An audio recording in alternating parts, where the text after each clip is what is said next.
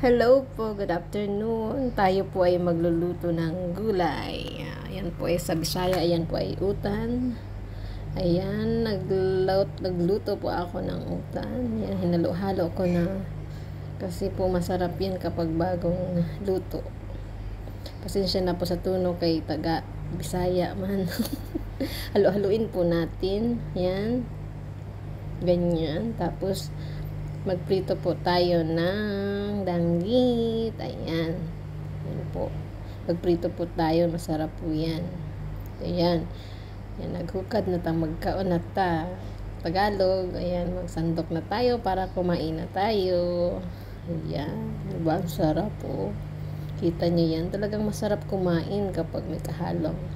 Basta may bulad, utan, or danggit. Danggit yun. Sarap yan, no? Ayan, sus ko lang. Basta ani dyan, dili wala ang suka o kanang bawang ba. So, maura to. Happy eating. Thanks for watching.